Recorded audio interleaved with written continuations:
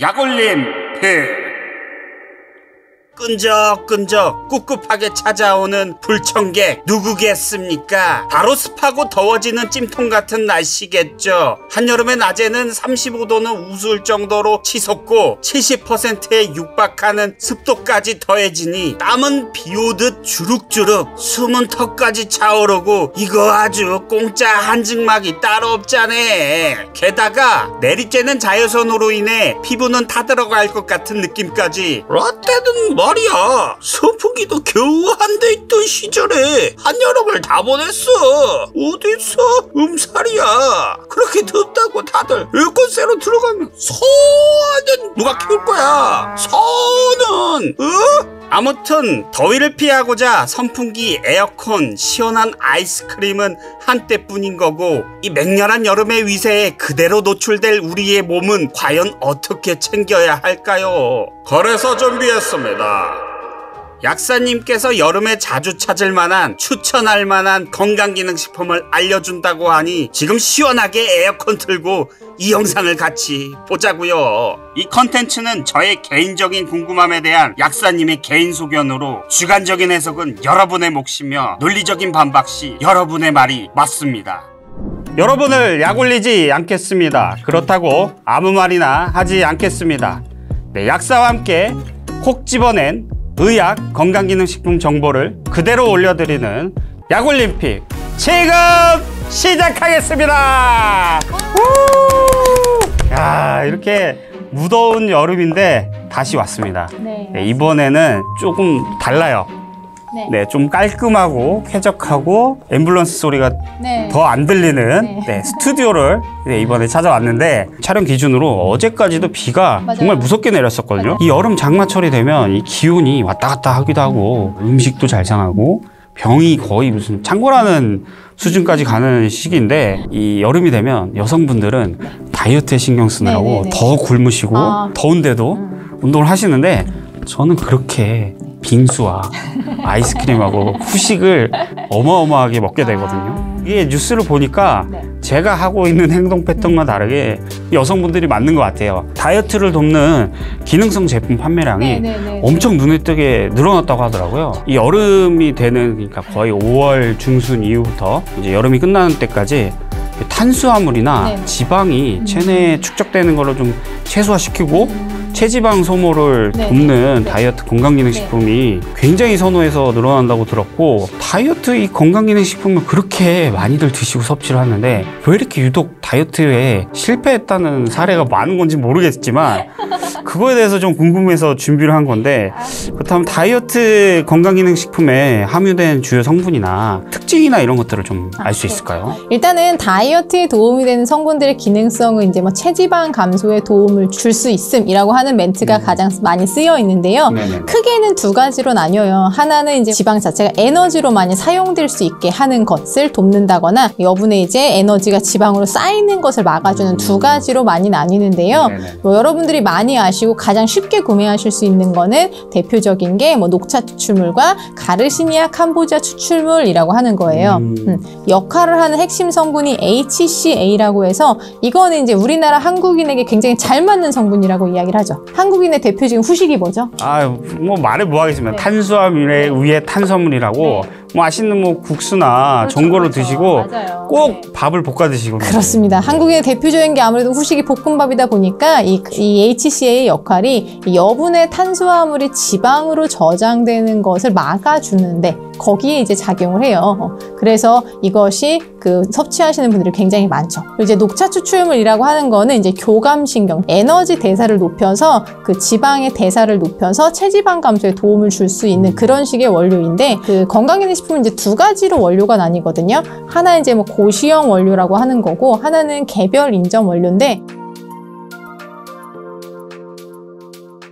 간단히 말씀드리면 개별 인정 원료는 그 업체에서 별도로 허가를 받는 거라 조금 비쌉니다, 가격이.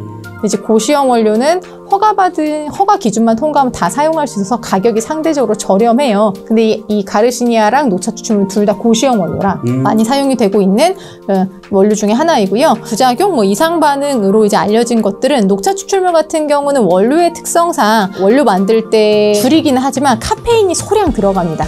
그래서 카페인에 예민하신 분들, 특히 또 우리가 여름철은 아이스 아메리카노를 마시기 때문에 따뜻한 아메리카노를 마시던 시절보다는 카페인 섭취량이 조금 더 늘어날 수밖에 없는 환경에 놓여 있습니다. 그래서 이럴 때 이제 녹차 추출물 들어있는 다이어트 제품 먹다 보면은 가슴 두근거림이나 불면이라던가 이런 문제 오시는 분들, 그럴 때는 섭취량 좀 줄이시는 게 좋고요. 그리고 이제 HCA 같은 경우는 매우 드물긴 한데요. 그러니까 간 손상 문제 1년에 한 건 정도로 보고가 되고 있어요. 이게 한번 식약처에서도 강하게 평가가 됐던 적이 있는데 결론적으로는 관련성을 완벽히 인정할 수는 없다. 그렇지만 이제 위험성이 제기가 돼서 주의사항에 간질환자 상담하고 먹어라 이런 정도로 들어갔는데 마찬가지로 1년에 한 건 정도로 사례 보고가 되고 있는 거라서 모든 분들이 걱정하실 필요는 없으세요. 근데 다만 이 HCA를 먹는 와중에 이유 없는 피로감, 그리고 약간 얼굴에 황달 증상이 나타난다. 그럴 때는 당장 끊고 병원에 가셔서 정확한 상태를 파악하시는 게 좋습니다. 가르시니아 캄보지아 추출물, 네. 이거는 저도 건강기능식품 회사를 다니면서 많이 봤던 건데, 그렇죠. 여성분들이 다이어트 할 때 다이어트 쉐이크 중에 초코 맛에 들어가는 가르시니아, 이게 엄청 많이 들어가서 흔하다고 생각이 들었는데 이게 좀 가성비가 좋으니까 자주 쓰일 수밖에 없다.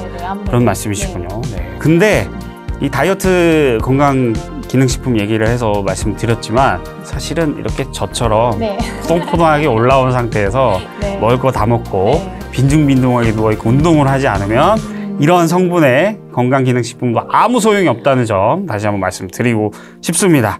그러면 이제 여름 이야기를 시작을 했기 때문에 여름에는 이제 그만큼 이렇게 노출이 많이 되다 보니까 그런 자외선이나 햇살들이 여름에는 굉장히 따갑잖아요.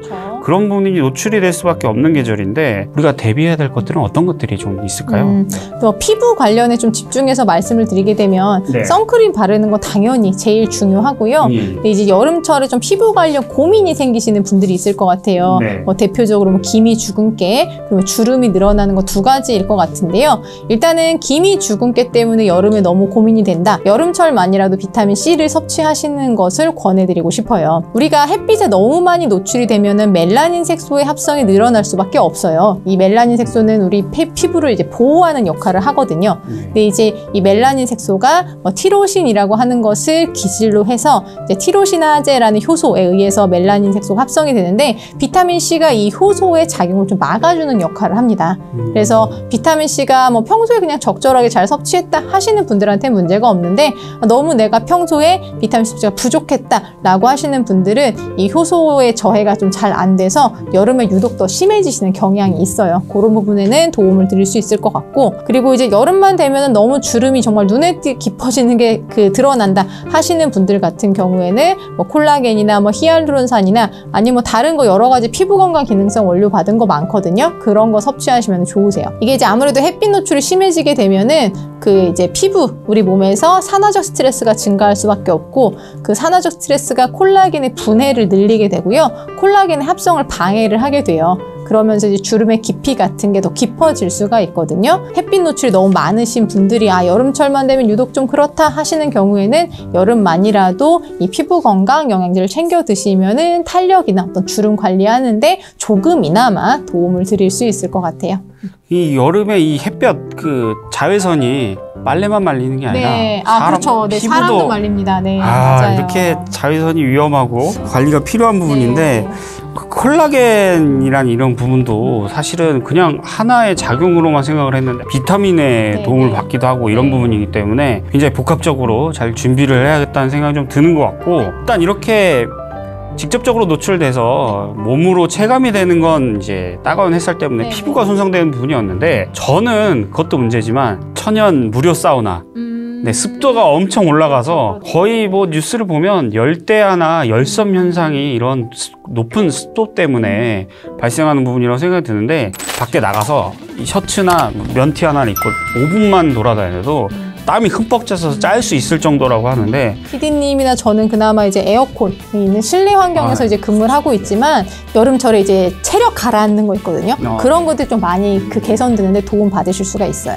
흔히 말해서 여름에 진 빠진다고 하는 맞아요, 그런 맞아요. 딱 그런 느낌이라고 생각하시면 돼요. 이게 옛날에 좀 외람된 얘기지만 스타크래프트 미네랄밖에 모르거든요. 이 미네랄을 뭐 하는 아이인가요? 캐야지.